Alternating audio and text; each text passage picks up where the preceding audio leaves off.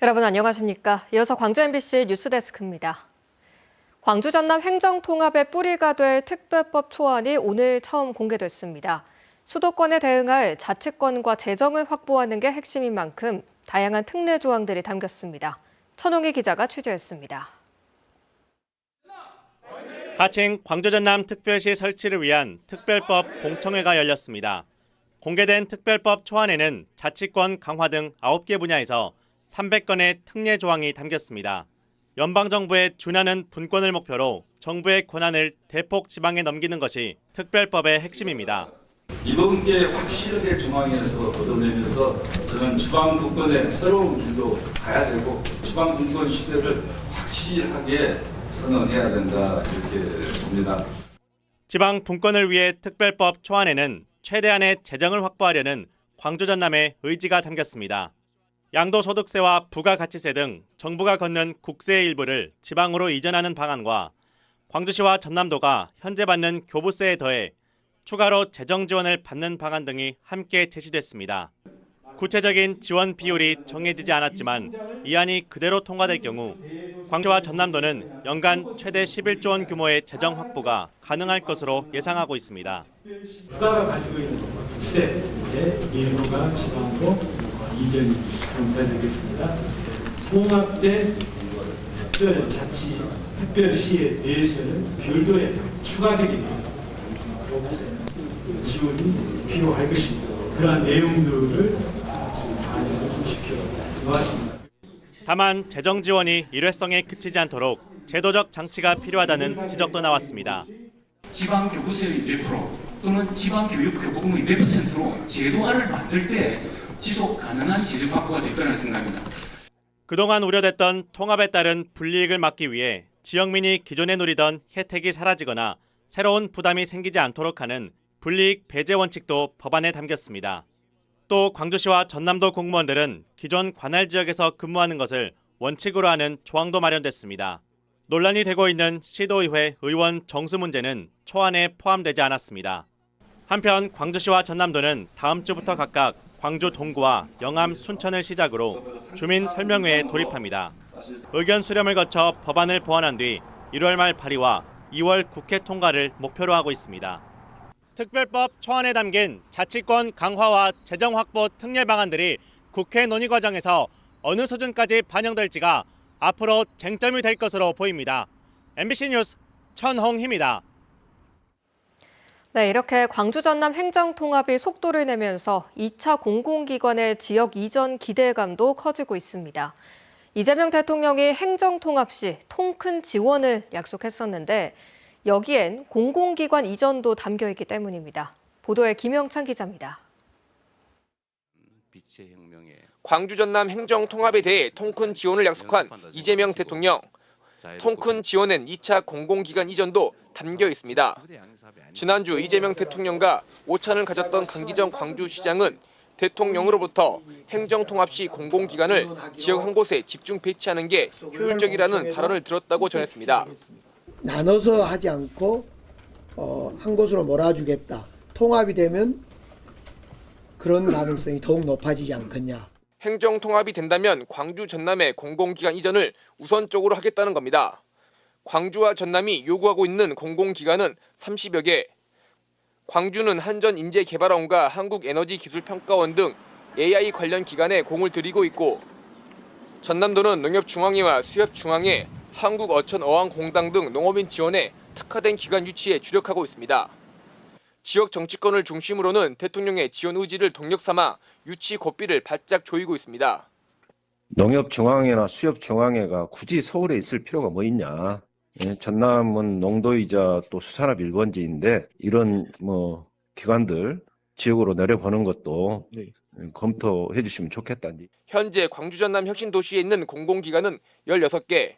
행정통합이 현실화할 경우 광주 전남이 공공기관 유치 경쟁에서 상대적으로 유리한 위치를 차지할 것이라는 기대감도 커지고 있습니다. MBC 뉴스 김영창입니다.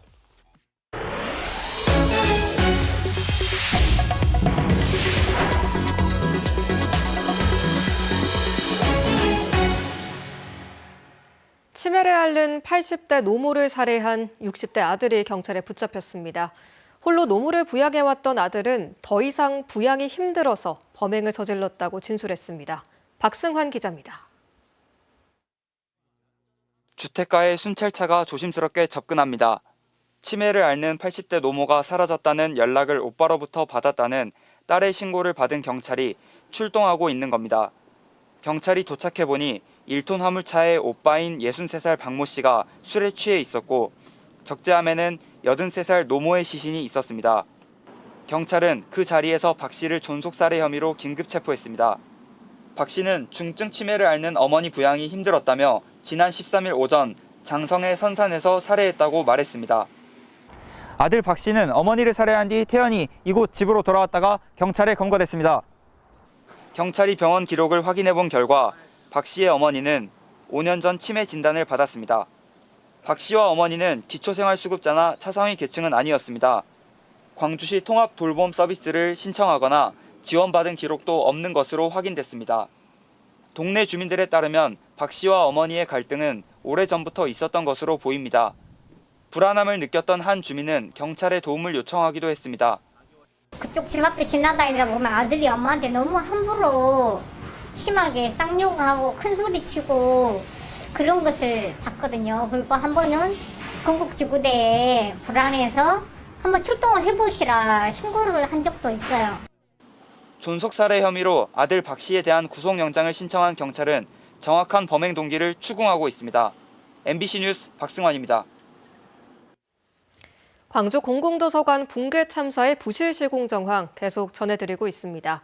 경찰이 오늘 공사 발주처인 광주시에 대한 강제 수사에 나섰습니다. 광주시의 부실한 관리 감독 전반이 사고를 부른 건 아닌지 집중적으로 살피고 있습니다. 보도에 주지은 기자입니다.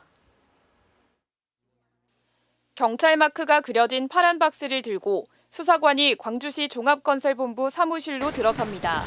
서류 뭉치와 포렌식 장비를 옮기는 모습도 포착됐습니다. 어떤 납치를 공격하셨나요? 현장에서 특이점은 없나요? 지난달 4명의 작업자가 숨진 광주 대표도서관 붕괴 사고를 수사하고 있는 경찰이 광주시를 상대로 강제 수사에 나선 건 이번이 처음입니다. 4시간 넘게 이어진 압수수색에서 경찰은 공사와 관련해 광주시의 업무 처리 전 과정이 담긴 자료 등을 확보한 걸로 알려졌습니다. 또 경찰은 종합건설본부장을 비롯해 관계 공무원 4명을 불구속 입건했습니다. 업무상 과실치사 혐의입니다. 이번 압수수색에서 경찰은 광주시의 현장 관리 책임에 대한 자료를 집중적으로 들여다봤습니다.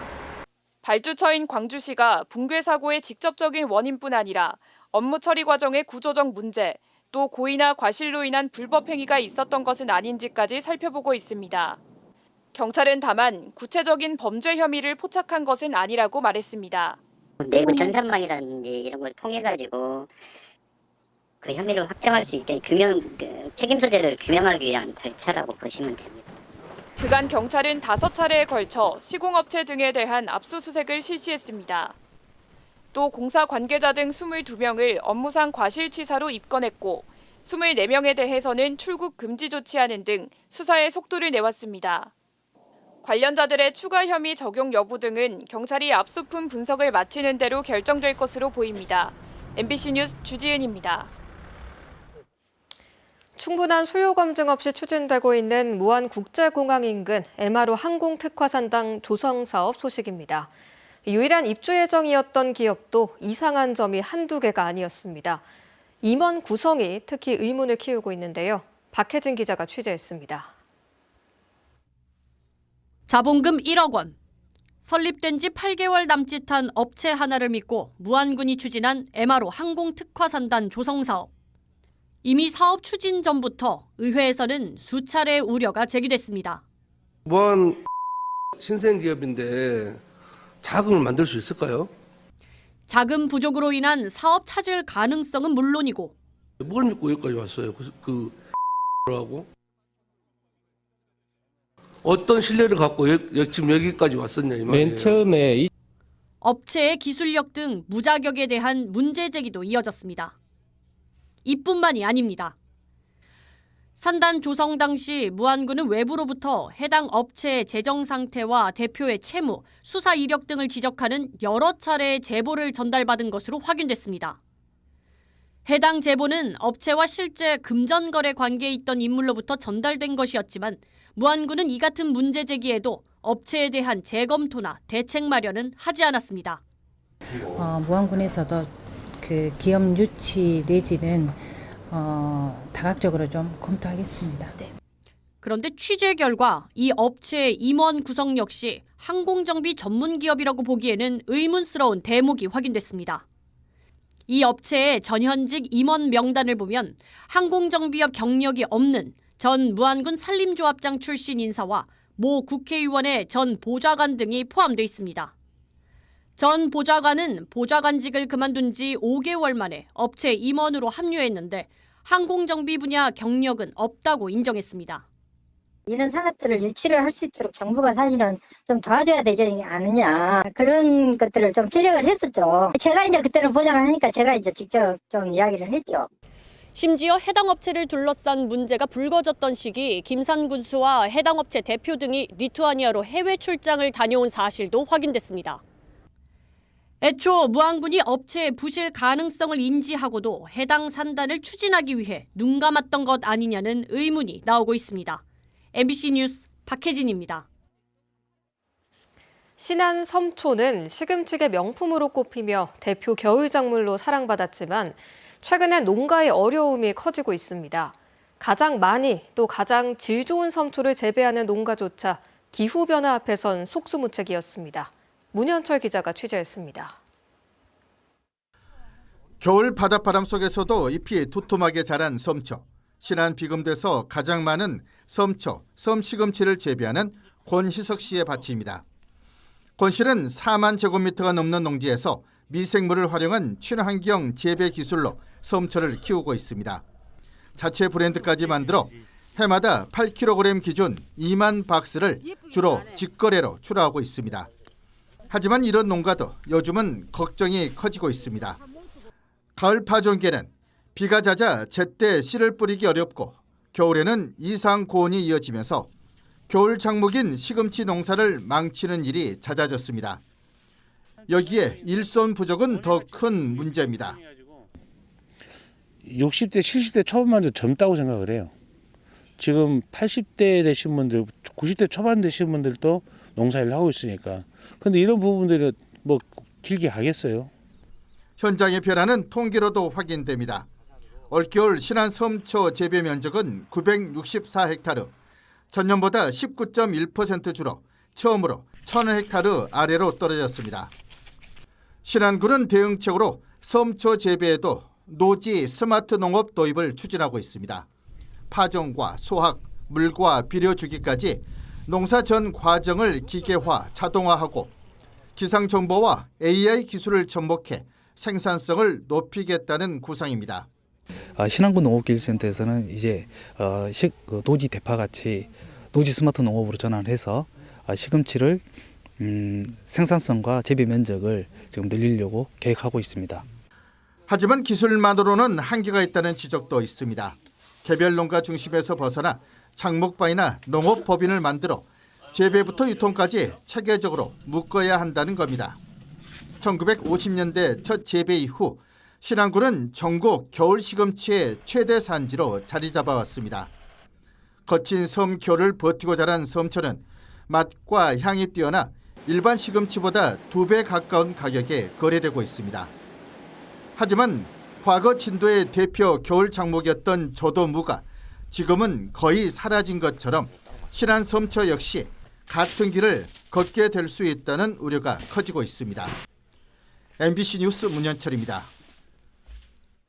다음은 희망 2016 나눔 캠페인에 성금을 보내주신 분들입니다. 광주광역시 민간 어린이집 연합회 일동이 200만 원을 보내주셨습니다.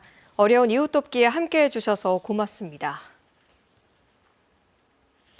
잠시 후 9시부터 생방송되는 광주 MBC 시사 용광로에서는 성공적인 광주 전남 행정 통합을 위한 과제를 점검합니다. 오늘 방송에는 박균택 더불어민주당 국회의원, 신용한 지방시대위원장 부위원장, 강위현 전라남도 경제부지사가 출연해 지역 소멸과 산업정체라는 위기 속에서 가시화되는 행정통합의 준비 상황을 알아보고 통합이 가져올 경쟁력과 성공적인 통합 방안을 살펴볼 예정입니다. 이 방송은 광주 MBC 유튜브 채널을 통해서도 동시에 생중계됩니다. 광주 전남 지역 집배원 2,000명이 납부한 노조비 등을 빼돌린 전국 우정노동조합 전남지방본부의 전현직 위원장이 실형을 선고받고 법정 구속됐습니다. 광주지법 형사 3단독은 2022년부터 9차례에 걸쳐 노조비와 시지원금 등 총 4천만 원을 개인적으로 착복한 등의 혐의로 57살 노조위원장 이모 씨에게 징역 1년 6개월을, 전 위원장에게는 징역 1년을 각각 선고했습니다. 재판부는 이들이 노조비 등을 쌈짓돈처럼 쓰고도 범행을 부인하며 반성하지 않고 있다며 양형 배경을 설명했습니다.